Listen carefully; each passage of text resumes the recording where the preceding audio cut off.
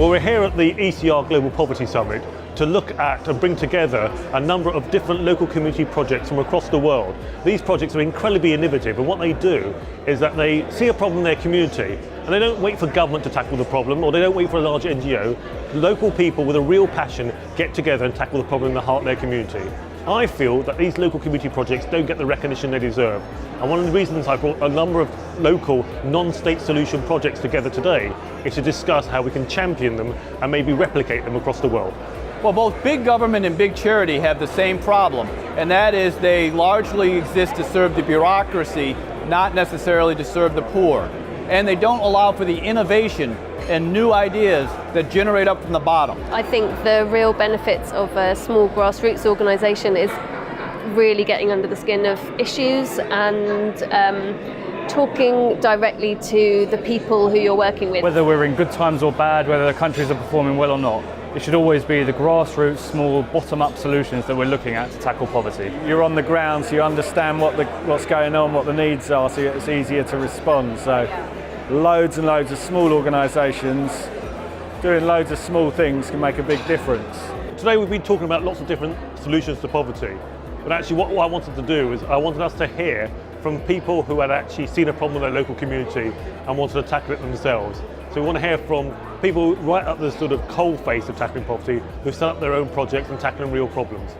I support the premise of this conference that we should not just rely on states or even large NGOs to solve poverty. Instead, we should also take responsibility ourselves. Social enterprise is an answer, but not the answer.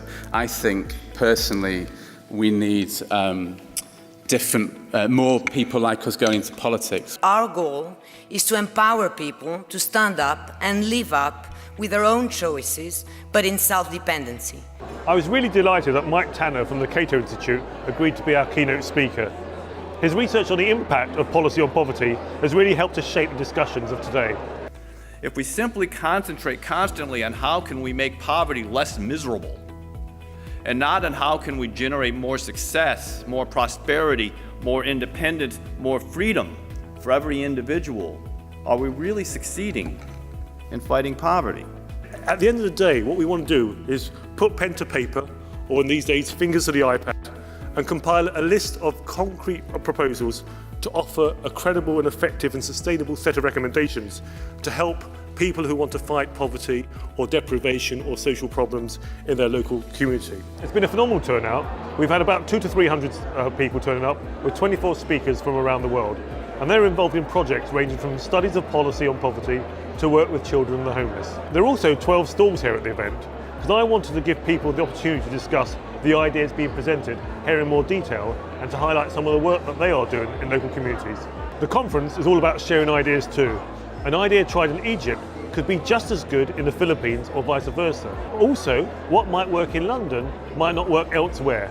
It's these ideas that we've been discussing today. Our task is to provide clearly defined action steps for community organisations, philanthropists and others who wish to tackle poverty and exclusion in their local communities in order to reduce poverty in Europe and around the world. The key is to work with young people who are at risk of falling into poverty and to help build their emotional character. The real resource that we can rely on is not the intelligence or the money that's concentrated in central government or local councils, but in the social assets, the resources of the community itself.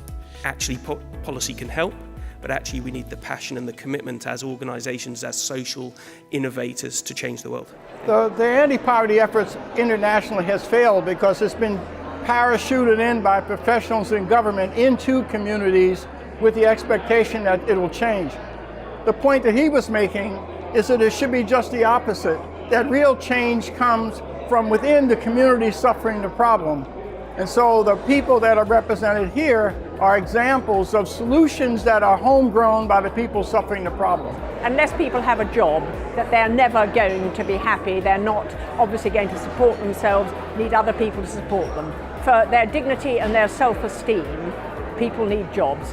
We see people going into the favelas, creating a sort of connection with the people there, and it's a sort of empathic process. I wanted to chair the third panel because today we've heard lots of different policy ideas and solutions, but I wanted to hear from some of the local people who had seen real problems in their local community and decided to set up a project to tackle those real problems. People who are right at the coalface of tackling some of the problems in their communities. I wanted to hear their personal stories, what motivated them, what problem they were trying to solve, and actually how they went about it. The message I would like to press home today is that poverty has no place in today's society. Now, crowdfunding is actually a really beautiful model to help disadvantaged people. First, we're able to really flexibly remove the financial barriers that they face. Now, the other beautiful thing about crowdfunding in this context is that we're able to build support networks for these individuals. We're able to build scaffolding that makes them more resilient.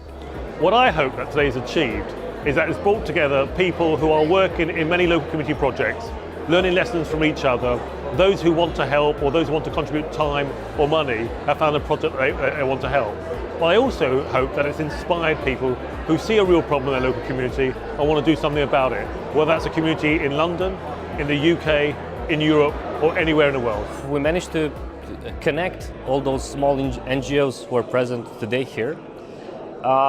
We have a very good background of changing information, of changing experiences, of learning from one to the other. We are promoting micro-entrepreneurship to give people the skills they need to succeed on their own. In a lot of countries where we operate, it is one of the only available routes for young people and for women to be able to earn their own money.